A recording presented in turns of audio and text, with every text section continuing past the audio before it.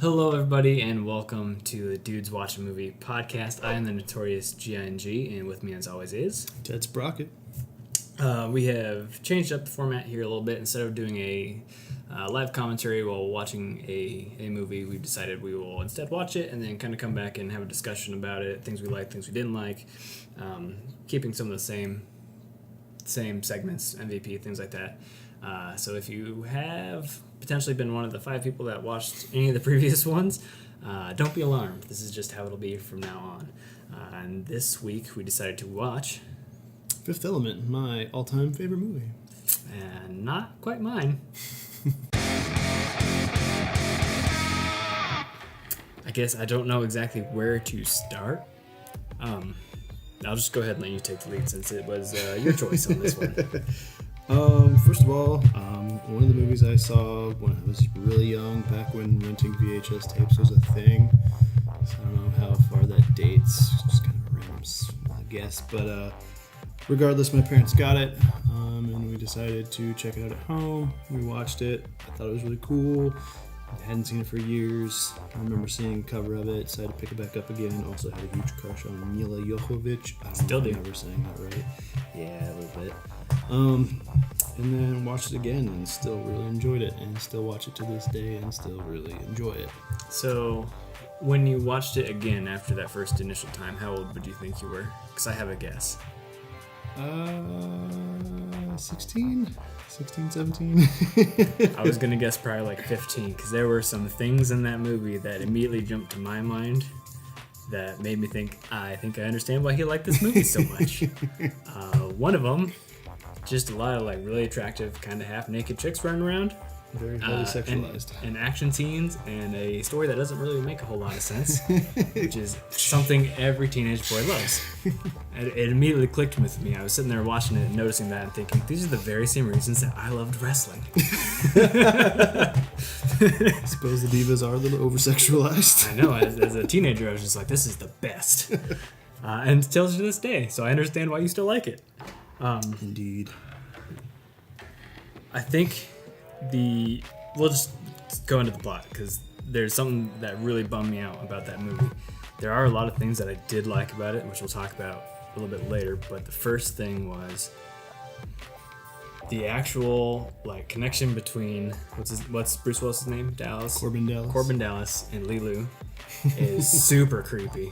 Like, I'm not normally the type to go social justice warrior and be like, oh, that's so weird, he's all that jazz. But their first interaction was him driving a cab that she fell into, and then she goes unconscious, and he's like, you know what? I'm gonna kiss this girl. That's what I'm gonna do.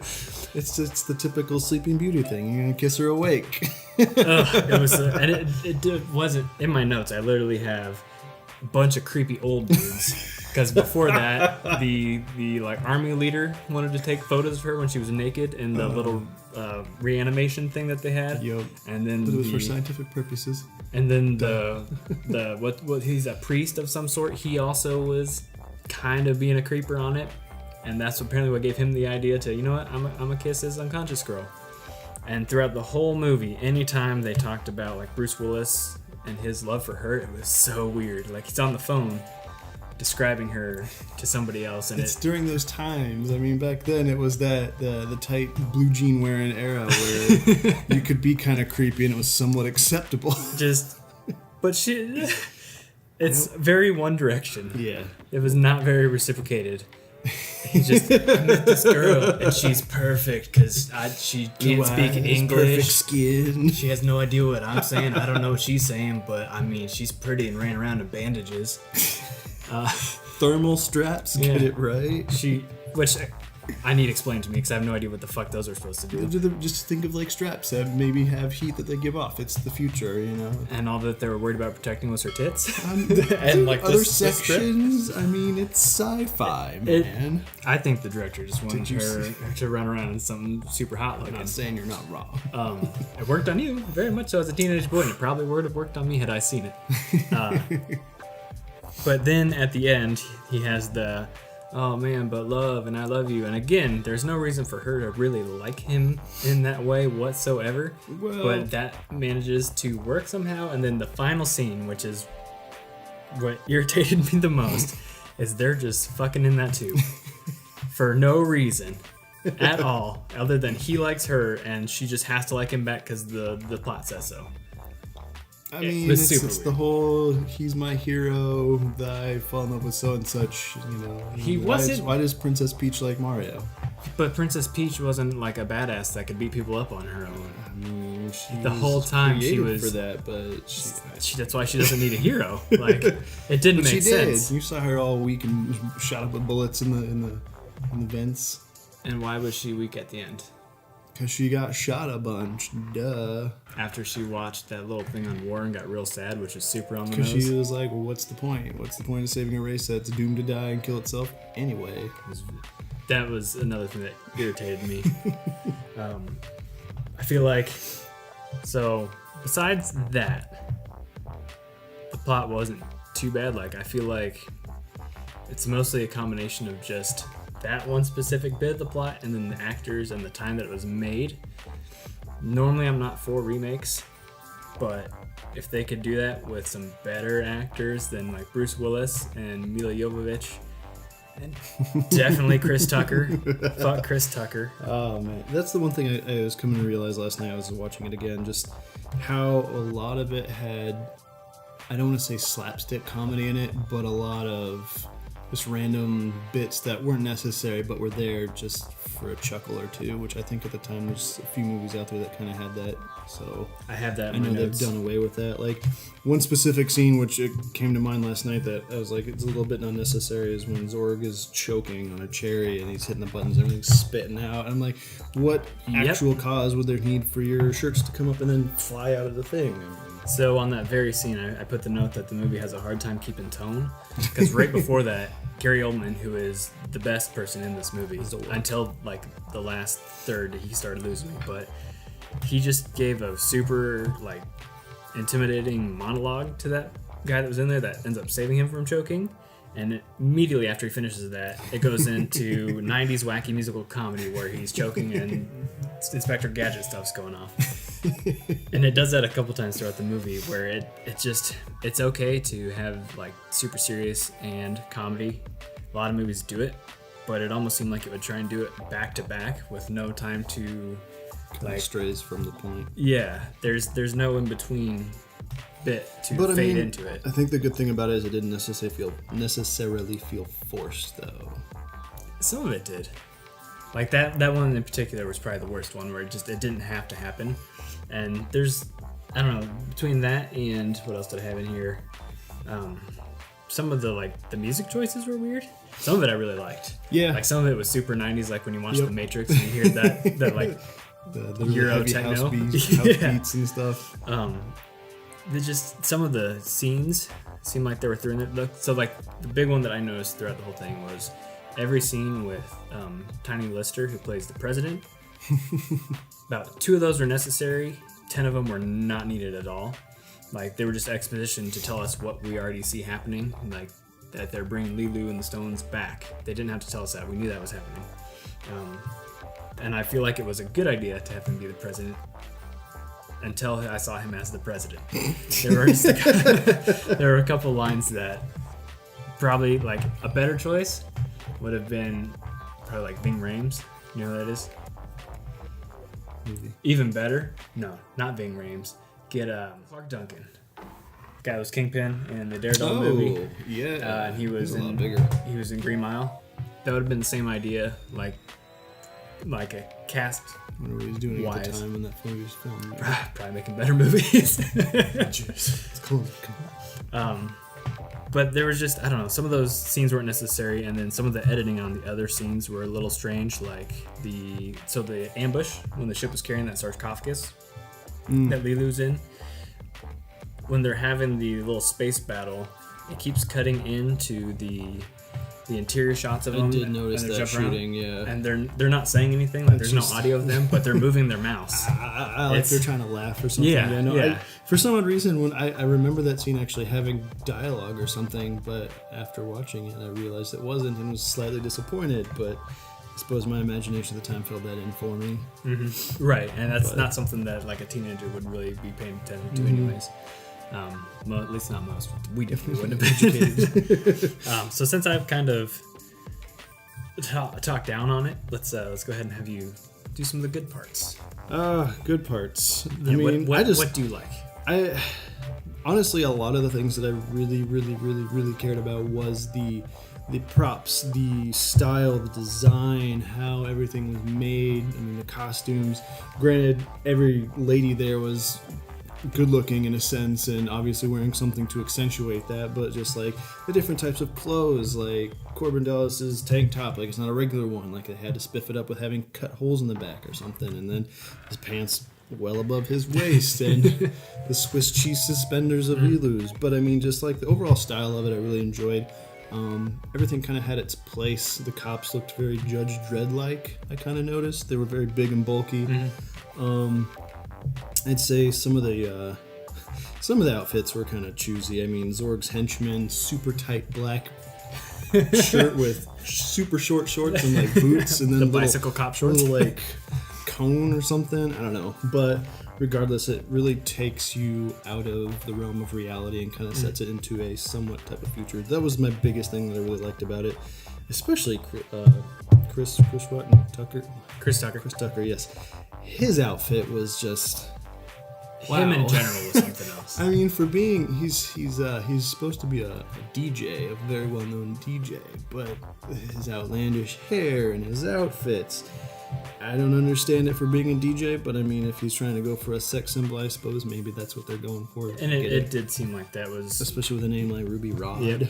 And with the way he was hitting on the, I think she's not really a stewardess. She was the VIP stewardess, okay. I believe. Which is something else that we need to touch on, because I absolutely put that in my note here. So there was one scene in particular which was my favorite and then turned into almost my least favorite scene in the entire movie, and it has to do with everything you just talked about with the universe and how it did seem like an actual lived-in universe. It had a lot of things in the beginning that made me think of Star Wars and Blade Runner, and then the outfits at the time made me think a little bit Men in Black. But then when they get to the opera scene, that's the first time that I was like, this is an actual universe that people live in, when that alien came out and started singing. And then she went into hip hop for some reason during that fight scene. I used to think that was so cool. Immediately ruined it for me. I used to think it was so badass. Immediately.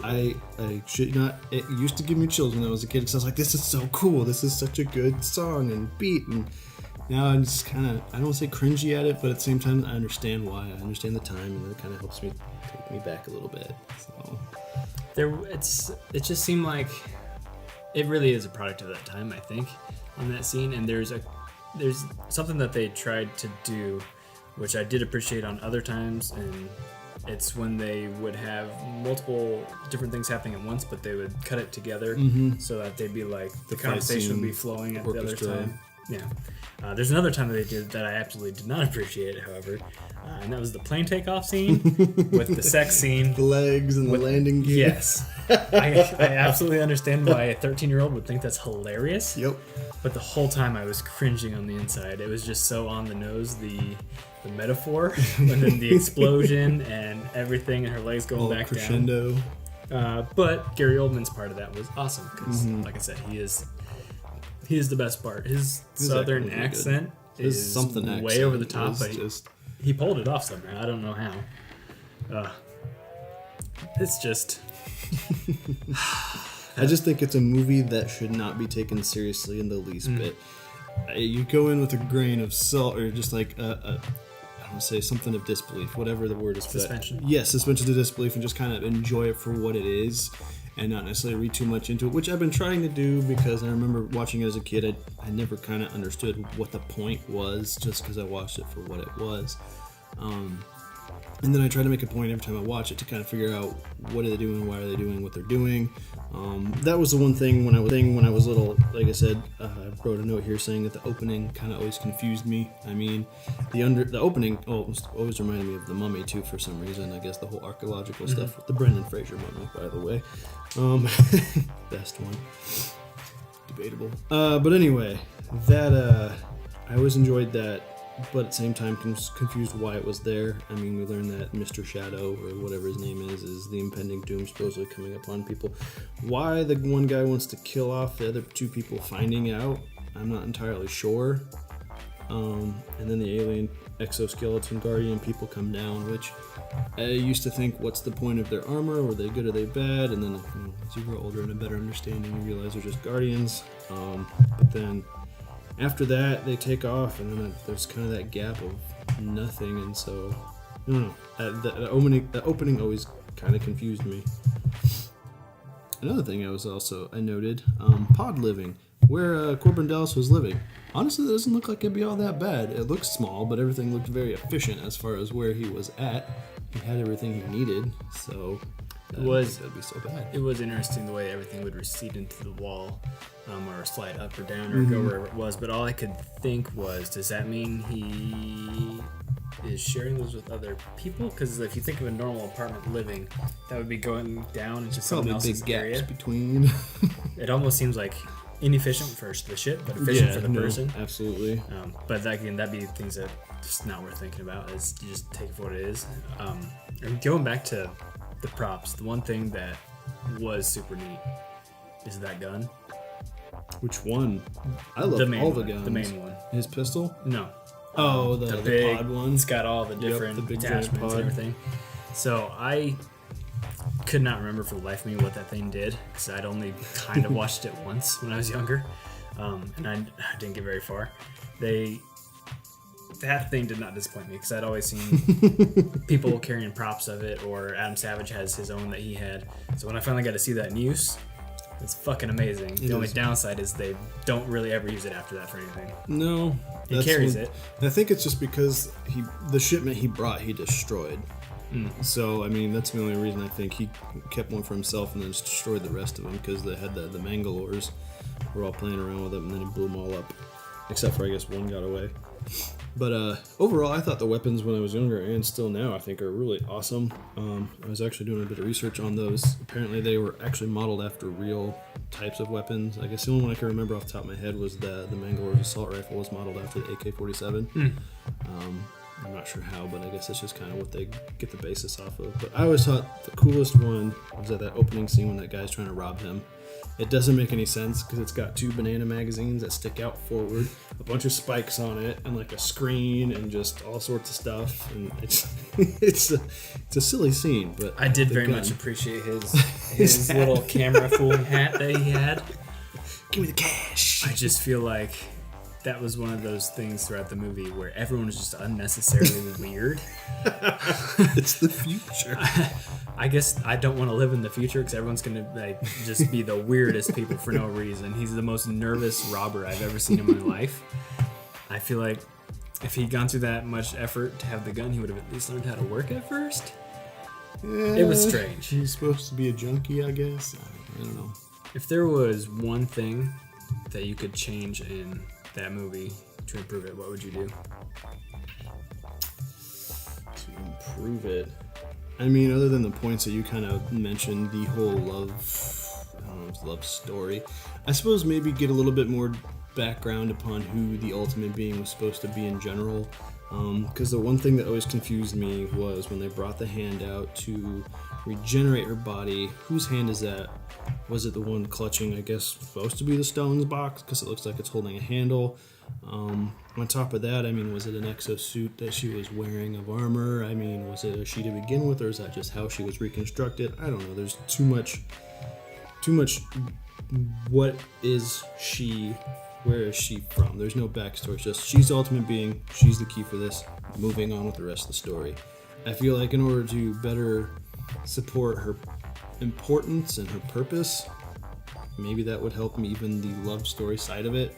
I mean, other than it just seems like she becomes a birthed child, doesn't know how to speak, but at the same time does, and then kind of grows from there, then kind of recedes back into being weak. I think, so what I got from it, I think she was what was in the sarcophagus.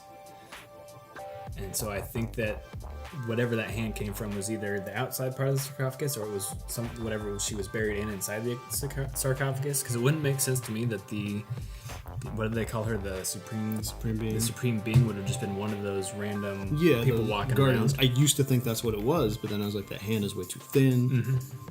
So, and like the whole concept of where the heads are, there's just that neck that's like a stick. Doesn't make sense. Yeah. That's one thing I would definitely improve upon. Chris Tucker. Your hate just runs deep. I was thinking about while I was watching the movie. It's not his character, it's his voice.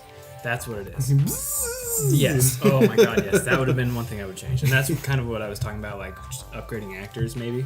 Because if they had someone with a less annoying voice, I did kind of find him entertaining the first time you meet him in the hallways. Mm-hmm. And I've got it in my notes here somewhere. So the first time you meet him in the hallway, it's okay. It seemed like an anime scene almost, like the bright colors and the weird camera angles and him stopping and looking right up in the camera's face and just the absurdity of everything. Yep. So I think him as a character was fine. It's just his voice grates me so bad. The high-pitched screaming and how fast he's talking just, made my skin crawl. I hated it. Personality though. Yeah. He's a radio personality. He has to have a voice. Granted, I don't know if that's the one I would choose, but it's the future, man. I think it also is, and it's not really the film's fault, but it's kind of where everything else is a product of its time, so was the cast.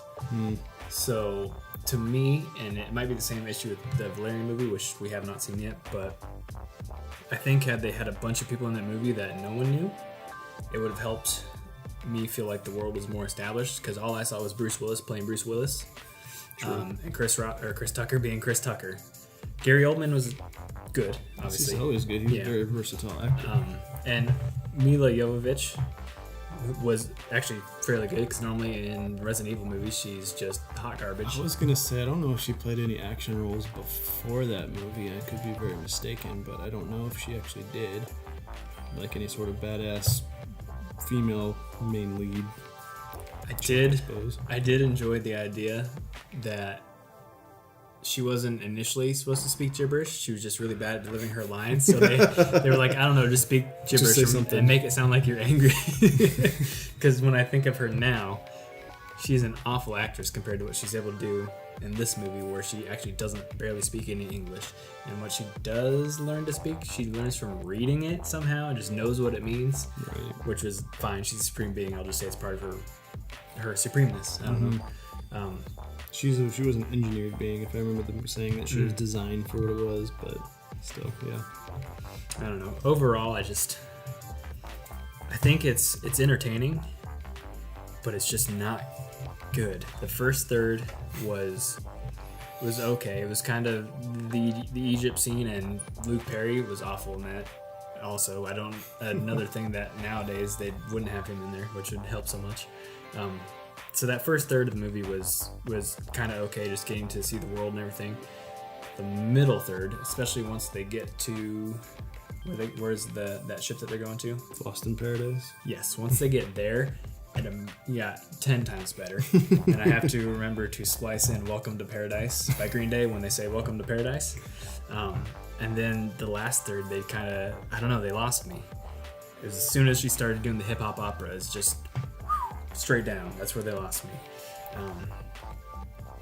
Honestly, I think if they were to remake it, I wouldn't be super opposed to it, but I know it would probably piss a lot of people off because they grew up with it and they love it for what it is. But I liked the story so much, I just wish it would have been executed better. Yeah, no, I agree. I enjoy 2/3 of it. It's that last third, like you said, I'm not a big fan of. I do enjoy the intro, although it could be a little bit more better explained, but I do enjoy the opening to almost seems like modern day, and then we kind of rush into the future, and then just the exploring of the city and the ships and all the kind of in-betweens. I did notice there was a lot of, I don't know if they were just tropes, but like the crew who works underneath the big giant ship is just like a bunch of hippies, and or I guess one of them's even a Rastafarian who's loading the ship up with a nuclear reactor. But they have a lot of little cliche bits here and there. But again, that's kind of the part I liked, is just the establishing of where they're at, and then it just kind of, I feel like for a 2-hour movie, it just declines suddenly into let's finish this movie up. So I don't know. And I feel like if they had taken out a lot of those scenes with the president, they would have had more time to either establish that love connection a bit more, or just flesh out the world more, which was absolutely the best part, was the world. And I think that's what I've been hearing about Valerian, is the story is, or it's okay at best, but the actual world itself, the little 10-minute intro, 5-minute intro we saw when we went to go see Dunkirk was really good. I wish the whole movie would have just been that. I would watch an hour and a half of just really new sad aliens when I coming started in. hearing all the bad reviews about it, which after watching whatever it is we watched, it's understandable that it is going to appeal to a foreign market. It's just, you'd think maybe they'd try and put out some sort of material and advertise for the actual comic here, but I suppose that takes a little bit more Let's go ahead and wrap it up. I don't know if you have one or not, but we'll keep the same segments that we had from the previous iteration here with your what the fuck moment.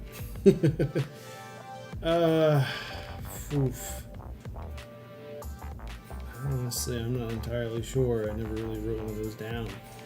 I guess the big giant turning point for me, I suppose, was just the introduction of Chris Tucker's character, Ruby Rod. It really threw me when you go from something that's kind of like, this is a super serious situation going on, and now we have this big giant flamboyant guy who's just like, what's the point? I mean, he's basically the biggest comedic relief that there is, so... I had so many to choose from. Some of them really good ones, which are just the best what the fuck style, where it's so crazy it's entertaining. But I think I ended up having to go at the very end where they're in the pod and they're just having sex in the pod, and they're like, let's give them 5 minutes, and then it freeze frames with them having sex, and that's how the movie ends. That was the biggest. I was speechless. Freeze frame. I did not know what to do. What is your favorite scene? Ooh. I want to say the scene that I always think of is just that robber guy. When he gets the knock at the door, he lifts his head up, he's like, give me the cash! I lose it every time, and then just that small scene into how, I guess how trained Bruce Willis's character is, Corbin Dallas. So. When he goes out there and he's counting the people, and... Oh, yeah. That was really cool, actually. That part of the movie I thought was really good. Him actually getting that gunplay in there was neat.